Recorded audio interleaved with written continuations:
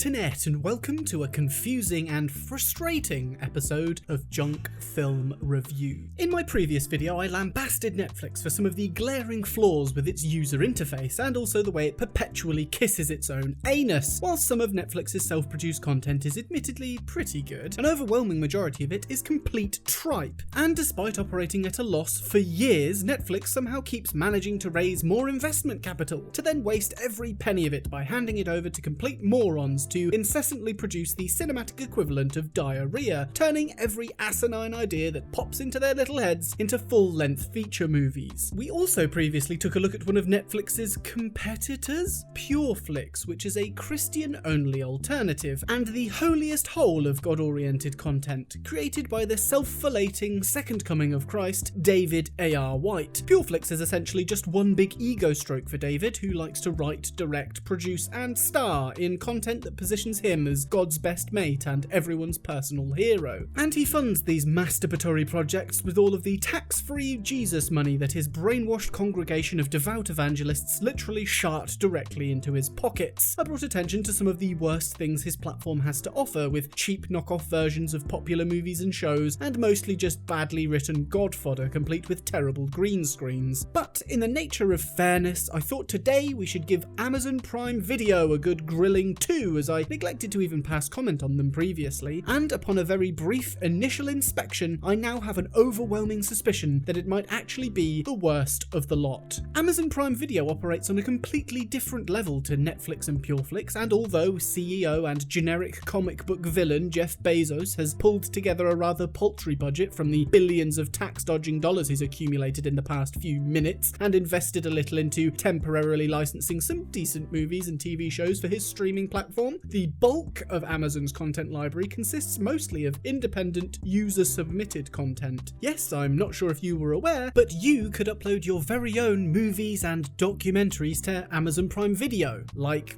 right now, if you wanted to. So yes, as you very astutely just concluded, Amazon Prime Video is home to the shittest content currently available through any online application, and that's including Scatflix. In an attempt to be as fair as possible, I thought it would be best to take a look at the Christ-centered content that Amazon Prime Video has to offer to see how it stacks up against the work of the previously besmirched PureFlix. But as I was conducting research to this effect, I found a film that is quite possibly the most confusing, ugly-looking, badly written, poorly acted, and mentally exhausting thing that I've ever seen in my life, and I literally watch bad movies for a living. So let's get on to Amazon Prime and what's my password? I can never remember my passwords to all these stupid apps. Good job, today's video is sponsored by NordPass. If, like me, you've been an internet user for quite a few years, and if, like me, you're an obsessively paranoid nutcase that's perpetually terrified of hackers getting into your very boring accounts, there's a good chance that you use a number of different passwords. I've now accumulated so many that it's become an impossible mess to try and manage, and despite my best efforts, I see this all the time. Yes, I've forgotten my password. Yes, I'd like to change my password again. NordPass stores all of your passwords and login details and can also be used to store your payment information to speed up online shopping. It uses a zero-knowledge architecture, and so all of your data is encrypted on your device before it goes anywhere else, which makes it super safe to use. You don't need to try and use your awful memory, and you don't even need to type stuff. It takes a single click. And if you're even lazier than that, it has a password generator that randomly creates a secure password for you, so you literally don't even need to think. Get 1 month off NordPass Premium for free simply by following the link in the description and entering your email, or use code CynicSnacks10 to claim 10% off a 2-year plan. So it's thanks to NordPass that we can get onto Amazon Prime Video, and I can ruin all of our lives with this godforsaken movie. The Domination of the Becoming. What? So straight off the bat, what could that even mean? It just doesn't make any sense. The domination of the becoming. Okay, let's look at the description and see if we can figure out what the hell is going on. Man's survival is tested by their faith in God, and Satan plots to unleash his demons on Earth who are called vampires. The sacred human child is the key to open the gateway of hell. The angels are sent to fight and save the human race before it's too late. What? So yeah, the domination of The Becoming is the work of yet another overly ambitious, multifaceted cinematic powerhouse, Giovanni Molina. Tight-faced and muscular, Giovanni is the CEO of an independent production company, as well as a scriptwriter, producer, director, inspirational figure, gym buff, editor, and actor who loves to cast himself in roles as the God-fearing action hero who kicks everyone else's ass and saves the girl.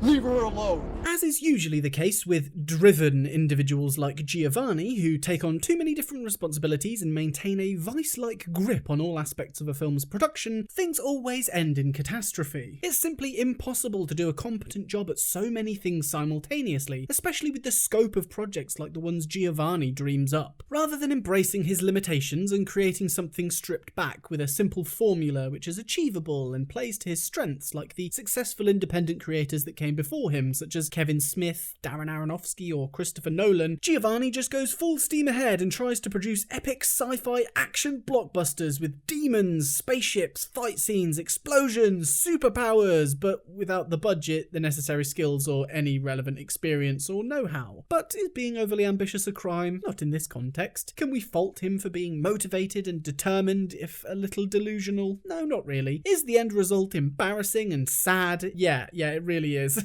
When researching for this video, I studied everything I could find that Giovanni had put out into the world, from his motivational videos to self-produced behind-the-scenes featurettes. I couldn't help but feel a little bit charmed by him. He genuinely seems like a lovely guy, and he's just out there doing his own thing, making movies and hoping for the best. He's always spreading messages of positivity, laughing with his co-stars, organising events, and trying to establish a sense of community. That's something that I actually really admire. This movie, however... Oh dear. After an intense intro credit sequence of 3D words flying around in the clouds, the film begins. 7 years later. 7 years later from when? This is literally the first thing we see. After what? There's no point of reference. This makes no sense. Does he mean 7 years ago? Or does it mean 7 years later after all those 3D rendered words flew around in the clouds? Are they trying to imply that that actually happened and then the events of this movie are 7 years afterwards? Whatever. So 7 years later, Vinnie awakens from a dream in which he's dreaming about having a dream, and it scares him awake. He throws on his ill-fitting suit and says good morning to his pretend children who are just enjoying some pretend cereal. The movie makes it very clear that Vinnie is just a great guy whose family loves him very much. Honey, I love you. I love you, baby. But on this particular morning, after Vinnie finishes his pretend coffee, disaster strikes when his young daughter is carelessly mowed down by a distracted driver who's arguing with her flip phone. And Vinnie awakens from his dream, again. I was having a dream about your sister. She turned into a zombie. What? No, she didn't. Where are we? What's going on? Don't worry if you're already confused, because Vinnie's older son is here to conveniently prompt him to deliver the movie's entire backstory. Can I ask you a question? How did this all start?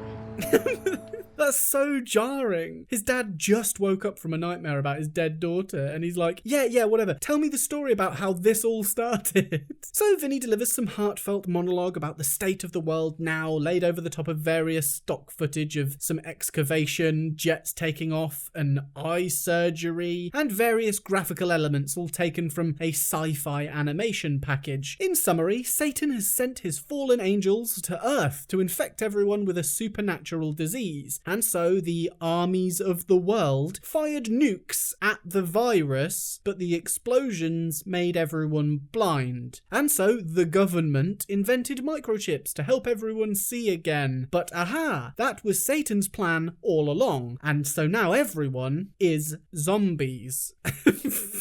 I don't know if Vinnie was supposed to continue explaining the story from this point, because his dialogue just stops and the random montage just continues with lots of different 3D planets and irrelevant sci-fi stuff for an uncomfortable amount of time.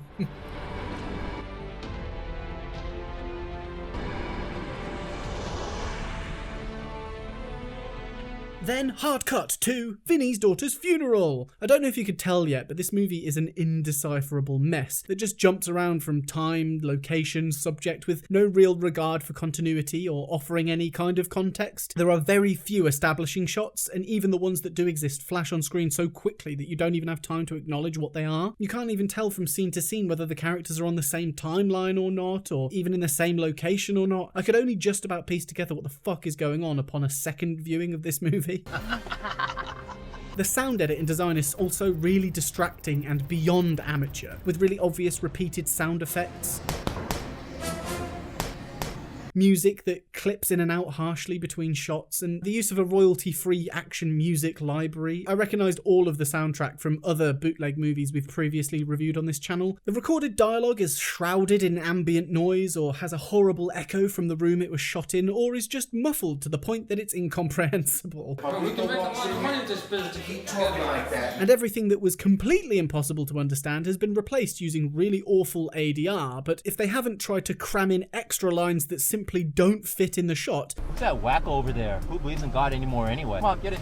They've abruptly switched to a different shot and cut the end of a character's dialogue off. Well, you better. There's also often this weird vertical flickering between cuts. It's just so full of jarring mistakes that are only the result of carelessness. This movie even randomly changes aspect ratio for certain camera angles, but this isn't even for any purposeful dramatic effect. It's simply just incompetence. The editor has obviously just taken a 10-minute crash course on Bing Video to learn about colour grading. Rather than using subtle pitches in colour to imply a particular mood or tone, they just basically flood the entire movie with a single colour. Hey! You're just in time for a blue feast. Everything is so fucking blue for no discernible reason. I thought maybe in this scene it was because, we're at a funeral and it's sad, but most of the fucking movie is blue. At least in The Matrix, the Wachowskis' heavy use of green tones was an artistic choice to imply the artificial nature of the scenes which were set inside the simulated world, a motif that was concurrent with the green code that everything is apparently made up from. This movie is just mostly blue because why? Who did this? So after the priest gives his earnest tribute to Vinnie's dead daughter, She will be truly Mrs. a strange man approaches and hands Vinnie a small stone cross as some kind of weird present, which he immediately just throws on the ground. The priest is then possessed by some strange devil woman and retrieves the discarded gift so he can hand it off to the flip phone killer, who's apparently also just at the funeral. Awkward. It's not really clear why or how anything is happening, but essentially these characters are being possessed by demons that have been sent to Earth to do Satan's bidding. The movie doesn't lay out any rules about how this occurs, as people can become possessed by being touched, being handed an object, being bitten, being thrown around by an invisible force, or having their cake laced with razor blades. You've been a bad boy. There's also a subplot about this vampire pimp who travels around the city in a limousine picking up prostitutes so he can bite them and turn them into vampires. It's also implied that they're planning some sort of orgy, and they extend an invitation to the sweet old man who's chauffeuring them around the city, but he politely declines. I'm really happily married, but thank you anyway. The limousine pulls up and they attempt to entice another couple of prostitutes into joining them. Hi. And after they make a quick call to their handler to check that it's okay, they cautiously agree to go along. I don't know why they're so apprehensive. I think he's being pretty discreet about the fact that he's a murderous vampire demon. That is, of course, until he decides to just randomly murder this old man in plain sight. Shut up, old man. And no one cares. In a sudden change of tact, Van Pimp whisks these prozzies off to his weird sex basement, and after the most pathetic attempt at resisting, they're all chained up to a wall and saved for later. We then spend some time getting to know the local gangsters as they go around conducting their gangstery business, which mostly just consists of them incoherently rambling at one another. Fuck, I didn't pimp or something, mate. Fucking something got me, man. Bleed. So the gangsters get bitten as well and become zombies. It's not really clear what determines whether a character will become a vampire or a zombie once they're bitten. They're just treated as if they're interchangeable and not two completely different types of monster with vastly different mythologies. Even when the characters are supposed to be zombified, which is indicated by the childish face paint they inherit, and the fact that they start eating brains, they still remain lucid and can just have full-blown conversations with other characters. But stuff like that isn't important at a time like this. It's literally the end of the world. Things are really starting to look bad, and so God finally pulls his finger out and propels someone fist first down to earth. It's sweet, sexy Angel Gabriel, complete with strap-on wings. He unsheathes his lightning sword to chop off his wings, essentially marooning himself miles away from where he needs to be. Looking for a way to blend in a little better, he makes his way into a nearby gym and in a very angelic, saintly manner, kindly asks if he can borrow some clothes. Human, give me your clothes. Mortal. But it appears that Angie Gaby is already behind schedule and the entire gym descends into chaos. He quickly runs in to try and reason with a demon named Salvatore, but it's clear they aren't ever going to come to a compromise. I cannot allow you to hurt any more humans. Join us or die. Every life has a purpose. Every rose has its thorn. The dialogue during all of the fight scenes in this movie is laughably poor. In fact, I've heard better dialogue improvised in Airsoft Fatty videos. Anger's not the way of the jet. They attempt to settle their differences over a quick pushing fight amongst the training bags, which is of no consequence as Salvatore flees to go and congregate with a bunch of his demon mates in a graveyard, and they begin some kind of ritual and discuss their demonic plans. Master, what are our orders? Bring me the chosen child, so that I may open the gates of hell. Meanwhile, things aren't going very well for our boy Vinnie. He's been thrown out of the house by his wife because apparently he has a drinking problem now. You have to stop drinking. We never see any evidence of this or how it's actually had a negative impact on their lives, but she says it's a problem, so this just creates a minor conflict that isn't resolved or mentioned ever again in the entire film. Whilst Vinnie is driving around aimlessly at night trying to get a handle on his alcoholism, someone jumps in front of his car.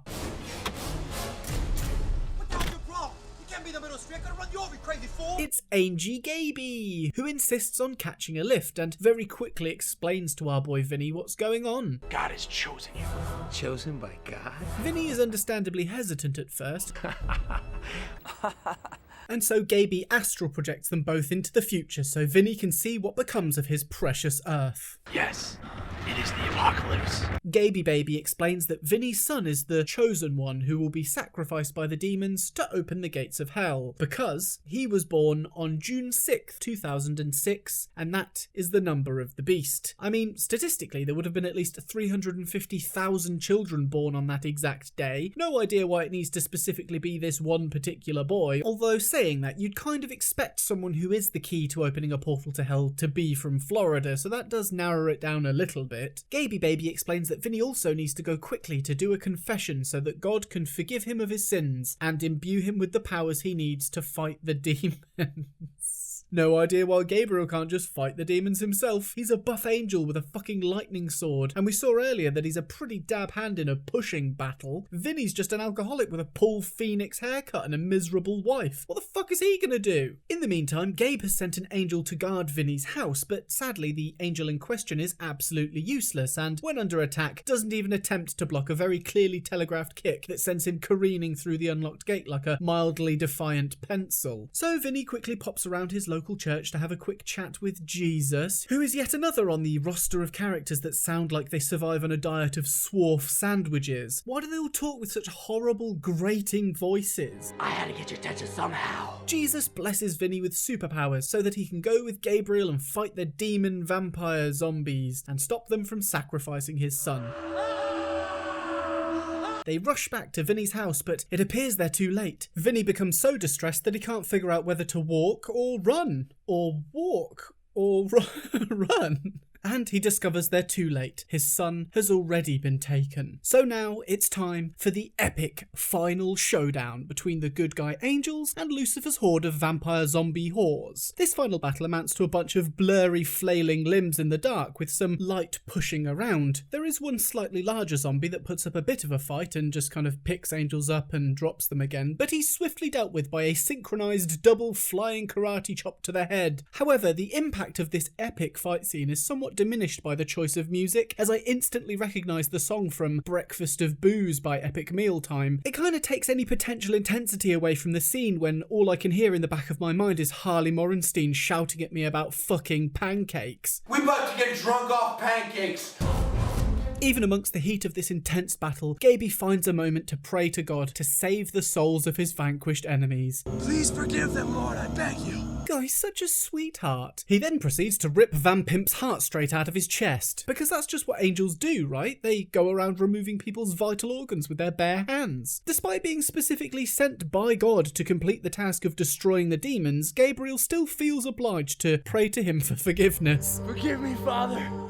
It had to be this way. What a saint. Naturally, everyone's feeling pretty tired now from doing all of that rolling around in the woods, so Gabriel meets with a high-ranking demon to discuss the conditions for the rest of the battle, and they both decide that Vinnie should fight to the death to save mankind. I don't know why God even bothered sending all of his powerful angels down from heaven to defend Earth if they were just going to flap it at the last minute and leave the fate of the human race down to this one badly dressed alcoholic. So Vinnie obliges because he's such a perfect selfless martyr and jumps right into action. And when he's immediately overwhelmed, he prays to God, who instantly blesses him with laser hands.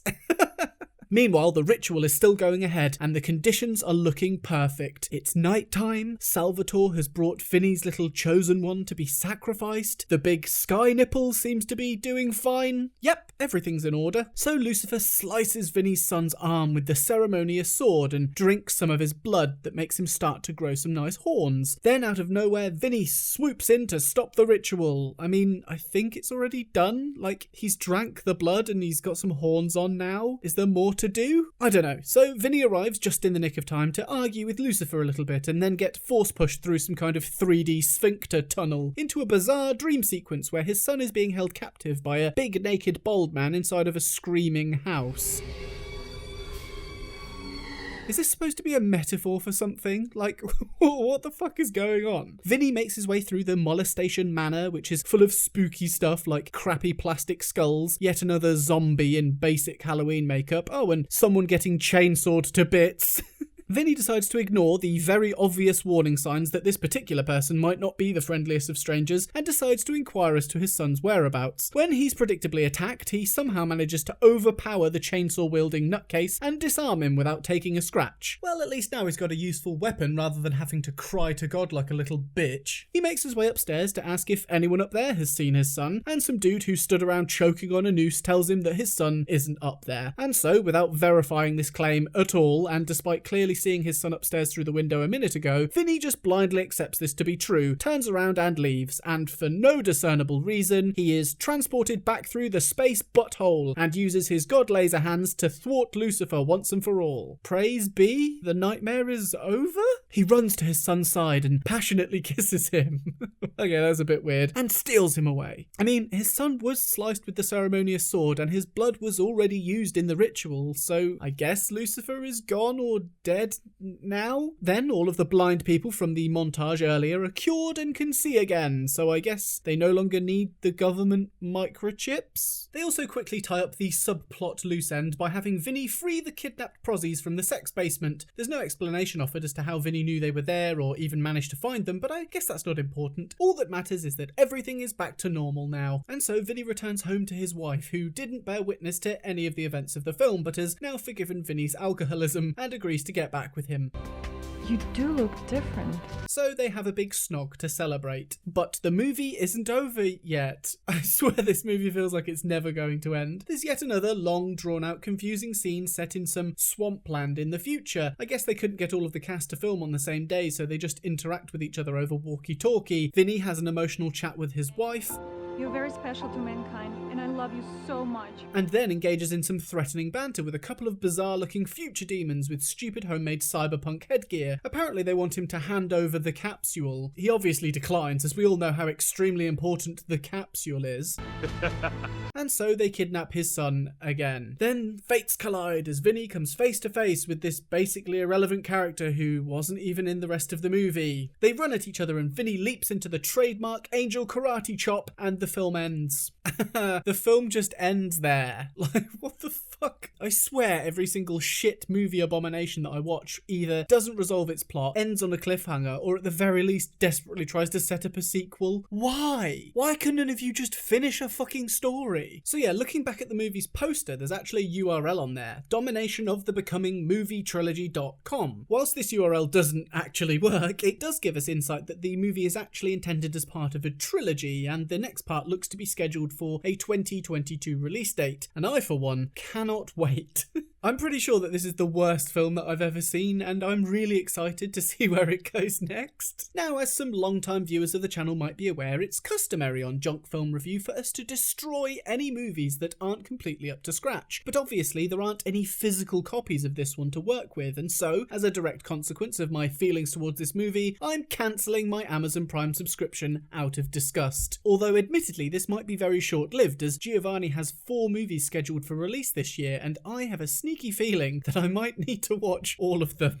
I will put myself through the pain of these movies so that you don't have to. So, subscribe to my fucking channel. Thanks! So I just want to give a quick specific shout out to Cult of the Red Barrel and Honest Chuckle. They were supposed to be in the credit sequence in my last video and I fucked it up because I'm an idiot. So yeah, sorry guys, love you, see you in the next one.